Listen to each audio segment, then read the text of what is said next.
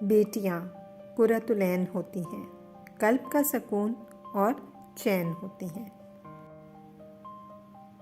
बेटे किस्मत से होते हैं और बेटियां खुशकिस्मती से। मैं वाकिफ़ हूँ पहली मोहब्बत की चाहत से, मैं अपने बाबा की पहली बेटी हूँ। बेटियों को जहेज़ नहीं, जायदाद में से हिस्सा दो, क्योंकि जहेज़ देना रस्म है और जायदाद में से हिस्सा देना रब्बे कायनात का हुक्म। ये बेटियों की कहानी भी अजीब है। जहाँ पैदा होती हैं वहाँ मेहमान होती हैं और जहाँ रुखसत होती हैं वहाँ मलकियत समझी जाती हैं। मुकद्दर की कोई गारंटी नहीं। एक बेटी और एक दरख्त दोनों का घर में होना ज़रूरी है, क्योंकि दरख्त हमेशा धूप में साया देता है और बेटी हमेशा दर्द में साथ देती है। सुना है पहले बेटियां बोझ थीं, दफना दी जाती थीं, दफनाई अब भी जाती हैं, बस अंदाज अलग है। बेटियां खुश ना भी हों तो कौन सा घर वालों को पता लगने देती हैं। बेटी का रिश्ता करते हुए याद रखें, आप सिर्फ उसका शौहर नहीं, उसका मुस्तकबिल भी चुन रहे हैं।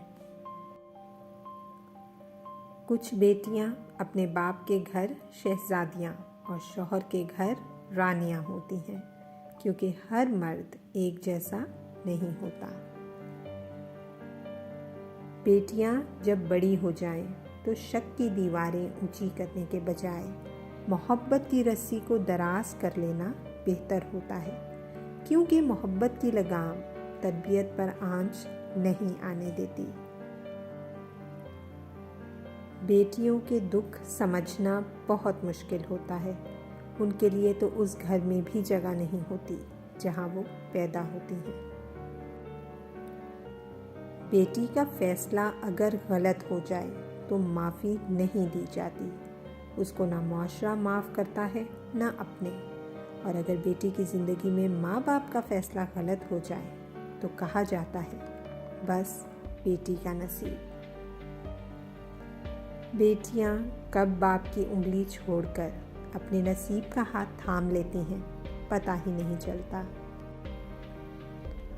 वो जो कहते हैं बेटियों से भी कोई पूछता है, सुनो बेटी फातिमा अली का रिश्ता आया है, हाँ कर दूं? सुभान अल्लाह। किसी की बेटी को जब अपने घर लाएं तो याद रखें कि शादी करके ही लाए हैं, खरीद कर नहीं, कि जैसा मर्जी सलूक किया जाए वो आपके अच्छे सलूक और इज्जत की हकदार होती है। बाप का दर्द समझती है, माँ के आंसू पोंछती है, भाई के दुख लेकर उन पे अपने सुख लुटा देती है। ये बेटियां भी तो माँ जैसी होती हैं। जब बेटी की शादी करें तो रुखसती के वक्त उसे ये ज़रूर बोलें कि हम एक इंसान के साथ तुम्हें रुखसत कर रहे हैं, अगर दरिंदा निकले तो वापस आ जाना, क्योंकि मरी हुई बेटी से तलाक याफ्ता बेटी बेहतर है। एक बेटी, एक बीवी और एक बहन को अपने बाप, अपने शौहर और अपने भाई से मोहब्बत की ज़रूरत होती है, दौलत की नहीं। बेटियां वो अदाकार हैं जो शादी के बाद अपने हर दुख और तकलीफ़ को ऐसे अंदर छुपा लेती हैं जैसे उनसे बढ़कर दुनिया में और कोई खुश नहीं है। बेटियां तब बड़ी नहीं हुआ करती जब वो ससुराल चली जाएं, वो तब बड़ी हो जाया करती हैं जब वो अपनी माँ से छोटे छोटे दुख और बाबा से छोटी छोटी ज़रूरत का इजहार बंद कर देती हैं, ताकि उनको तकलीफ़ ना हो। मैं हर लाड उठाऊंगा अपनी शहज़ादी के। मैं दुनिया को बताऊंगा कि बेटियां बोझ नहीं होती। बेटियां बाप की गुड़िया और माँ की दुनिया होती हैं। हर बेटी का बाप बादशाह नहीं होता, पर हर बेटी अपने बाप के लिए शहजादी ज़रूर होती है। बेटियां कभी माँ बाप की याद से गाफिल नहीं होती। घर के काम में मसरूफ़ भी हों तो दिल में वालिदैन की सलामती की दुआ रहती है। बाप से बेधड़क बोलने वाली बेटी जब किसी नाम से जुड़ती है तो फिर सोच समझकर बुला करती है। बेटियां जब खिलखिलाती हैं तो माँ बाप के सीने में ठंड पड़ती है। तब साफ लगता है सारी कायनात मुस्कुरा रही है।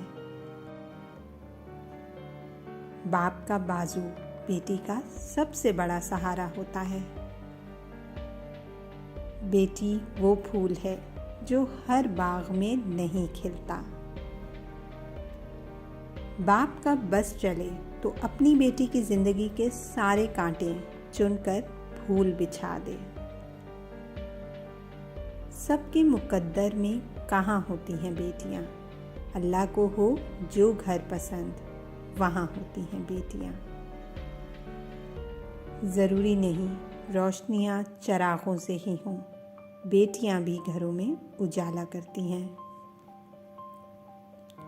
अल्लाह जब खुश होता है तो किसी के घर में मेहमान भेजता है, जब ज़्यादा खुश होता है तो बारिश बरसाता है, और जब मज़ीद खुश होता है तो बेटी की नेमत से नवाजता है।